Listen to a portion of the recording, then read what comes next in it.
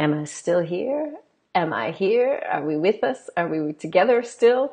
Let me know if somehow I lost my little Facebook stream. Let me know. Um, and so Naman says that your mom doesn't like your spiritual path, but she will feel proud one day, eventually. Yes, I feel you on that one. As long as you're following your path and staying true to yourself, I believe that's a good thing. And us moms, well, you know how it is. We try our best, but ultimately your mom will get to a point where she can be proud of you. I think most of us eventually do. And that was another one of those beautiful things that I got to hear from my mother before her dementia really took her out. It was like so touching to hear her say that she was proud of me and that she could recognize that I was doing my thing, and living it in my own way. Not necessarily the way she would have designed, but there comes a point, I think, in our lives when our parents eventually, sometimes sadly it is when they're nearing the end of their time on the planet, I think our parents get to a point when they realize, like I'm realizing, we do our best, but our kids have their own mind. You have your own destiny. You have your own path.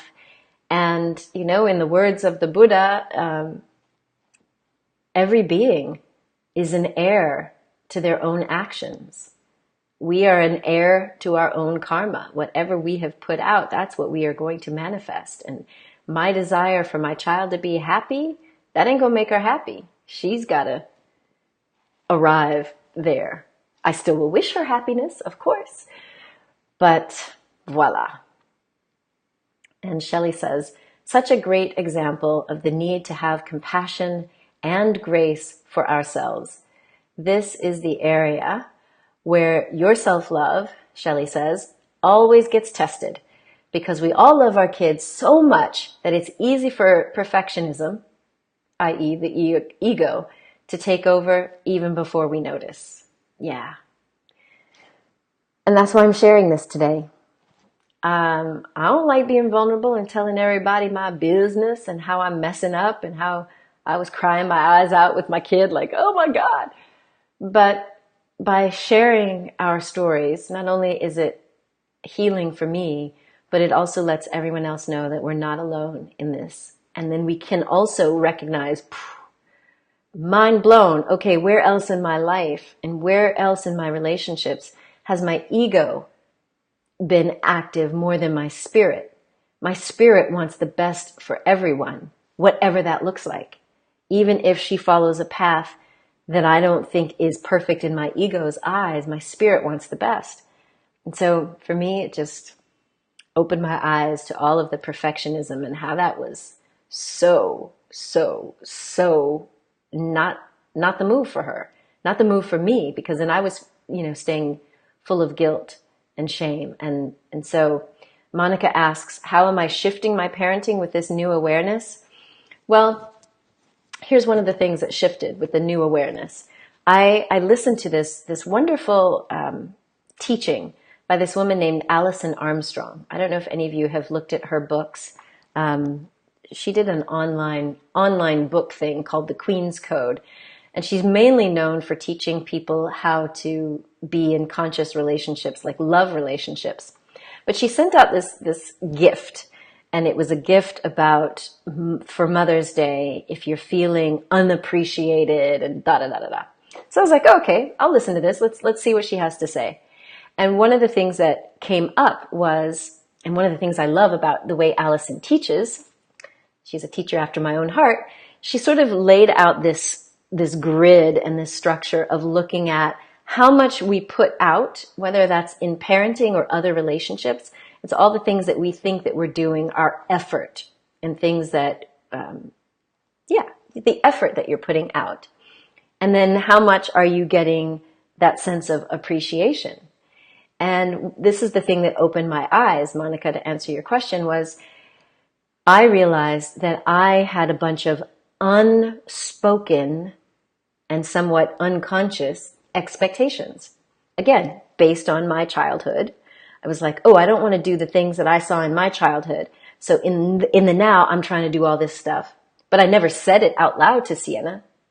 And that's what's new. It's like Sienna and I were able to have this really beautiful conversation. I think it was beautiful, a very healing conversation where we were both able to just talk about what was frustrating, not in a blaming way. It was just like, wow, I was really frustrated when you said this. I was really frustrated when you did that. How can we make this better going forward? And what it opened up for me was being able to say what my desire was rather than an expectation. It's like, wow, this is what I would really like to have happen. And the number one thing for me was when I do certain things, like going back to that food example, I'm doing this out of my love and my concern for you. And so I want you to know that that's a sign of love, but I also want to know, how do you really want to feel love expressed? You know, it's getting back to Gary Chapman's 5 love languages, right? For those of you, do a little review there. And so for me, it was like, okay, that was me forcing on her my version of this is love. So eat my food. If you don't eat my food, then I feel like it's not love. And so she was able to share some things. And that's the shift for me, Monica. It's to be able to be conscious about what are my desires, my expectations. How does that really land in her little heart? And then how does she want to receive love from me that maybe I wasn't meeting before? Words of affirmation, those are one of the 5 love languages that Gary Chapman writes about. And words of affirmation are a big one for Sienna. And it was like, okay, I can do more of that. Whereas acts of service, which is what high on my list out of the love languages, which is what I was doing. It's like, it's an act of service. If I drive around town and I find that perfect vegan, whatever thing that I was searching for, and I packed it into your lunch and I'm doing it all with love. And I try to just do it with love without being attached. But I realized, again, I was attached. So I hope that answers your question. Hello, Nina Kaiser from Munich. How are you? Good to have you with us here. And Gita says, each child comes with new gifts to her parents to learn from. As a generation of awakening parents, hopefully we see the gifts earlier in life and understand why these gifts are meant for us rather than the generation before us. This is the cool part of being a parent today. We get to be conscious parents. Yes, I agree. It is good.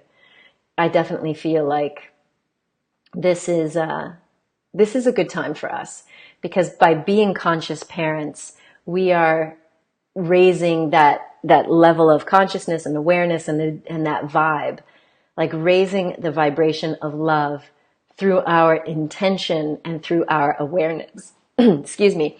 So this is something that, we've talked about, you and me and others in our little light worker tribe. We've talked about it a lot, haven't we? Glad you're doing well, Nina. And Monica says, you watched an interview where Will Smith was asked about his parenting style of letting his kids think for themselves. He said he thought about it and realized he went too far. So we take on a teacher-student format when it seems like parenting is more of a dance. Yeah. That's definitely how it's been for me too. I realized that I went probably to one side of the spectrum in being open and trying to say yes to everything and enabling. That was another thing that I realized. I realized the other thing that I was doing unconsciously, well, actually it was consciously. I consciously wanted to think through everything for Sienna, like making sure that everything was set up just how it needed to be, so that, everything would be in flow and I would anticipate everything. Okay, this is a silly example, but for example, when I see a device, whether that's a tablet, iPad, phone, or whatever, I'm very conscious of, if the battery is low, plugging it in, so that, mainly for me, to be honest, like when we go on a trip, I'm like, okay, I want to make sure your iPad or your computer is charged. So when we're on the plane, If you were really looking forward to reading that book, you're not going to be disappointed and then pouting. Okay, that's very selfish. That's me.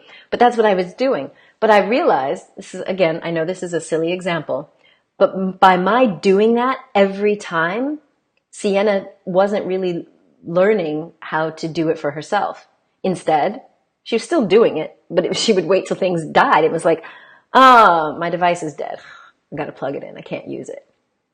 And I realized, I know that sounds really dumb, but I realized in so many ways that I have been anticipating every little need and meeting it before she even recognizes it. That's not setting her up for a good adulthood. One of the things about being an adult is being able to take care of stuff and hopefully to take care of it before it becomes a problem. But anyway, I know that's pretty lame, but whatevs. Whatevs. So my friends, I just want you to have some compassion for yourselves. Know that you are not alone. If you feel alone, I want to invite you into conversation with me and with this tribe.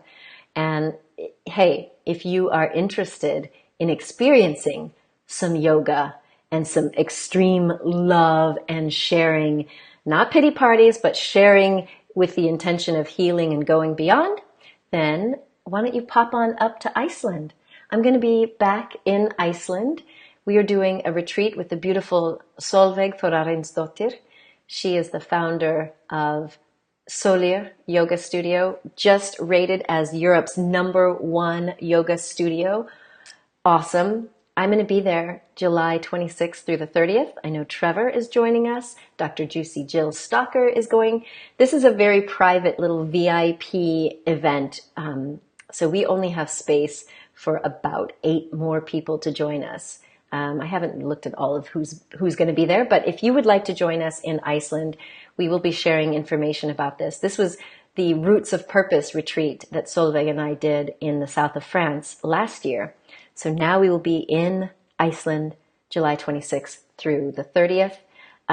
Or you can come and join me and Yvette Taylor and Helena Goldstein, Gita Winter-Graugard, Helena Philipson. We will be in Copenhagen for the Real Self-Love Days. This is June 22nd and 23rd. I'm trying to find a little card to share with you. I'm having a hard time, but I will find it. So we will be up in Copenhagen June, next month, June 22nd and 23rd for the Real Self-Love Days. We'll also have Willow McIntosh, who's going to be joining us. So yes, it would be wonderful if you would like to join us in one of these places. You can just send me a private message if you need links. I will also share the links with you. Yes, Greta, we will be in Iceland in July 26th through the 30th. So if you would like to come and join us, it's going to be awesome. Solveig actually has a trip for us where we will be sleeping on a private island. Wait, what? Isn't Iceland an island? Yes, it is. And then there's another little island in this glacier water, sleeping in, what do you call those things? Yurts, I believe. Yeah, it's going to be cray. So we're going to be doing a lot of wonderful, juicy stuff, including, all sorts of yoga and sharing and all sorts of stuff. Oh, so Greta's going to be there for an exhibition of paintings in July. Well, I will be there July 26th through the 30th. I will be in Copenhagen June 20th through the 27th. So would love to see you in one of these places. Have a wonderful day, Monica. Glad that you were able to stop in. And for any of you who wants to share your personal story in these books that I've told you about, there are 2 books that we're doing. One is about magic and miracles. If you believe you've had a miracle that has shown up in your life and you'd like to share your story, we are publishing a collection of stories, and I will share the link just when we get finished here. Super excited by the people who have signed on to be a part of this book, including Helena Goldstein and many others. And then the second book that we're doing is about surviving trauma. And I mentioned that before. That's life after trauma. And this this one that we're doing is life after love, sex, or relationship trauma. And that's going to be a very powerful book. So I'm so excited because you'd think that by sharing your story, it would make you feel, I don't know, ashamed or weak. And it has quite the opposite effect. It is so empowering and so elevating. Don't you agree, Gita, who shared a beautiful story in Time to Rise, this book that you see over here? It's going to be really a good time. So we have Diane Haworth, Helena Goldstein, Kimberly Wright, and Karen Ike, who are participating in the Magic and Miracles book. I have a couple of other people that we are confirming this week. And thank you, Naman, for liking this little henna stuff. Indian style, yep. My daughter did this for me yesterday as part of my Mother's Day treat. Getting inked in my own special way. All right, my friends, I wish you a fabulous, fabulous week. Connect with us. If you need something, we are here for you, sending out love all the way around the planet to you right where you are. And yes, Gita, I'm so looking forward to seeing you as well in Denmark. It's going to be awesome. We are going to have a fabulous, fabulous time. So have a great week. Be compassionate to yourself. Know that we are all in this together. When one of us heals, we are sending out the possibility of healing for others. When one of us gets past our shame or our guilt, we are sending out that possibility for everyone else around the planet. So take a little bit of love today from this conversation. Take some compassion for yourself, sending out love to all of you who need it. Sometimes you need a little extra dose of that, and I know how that feels. So be open to receiving it. And remember, my friend, that you are a gift to the world. So share your presence with passion. Much love. Bye.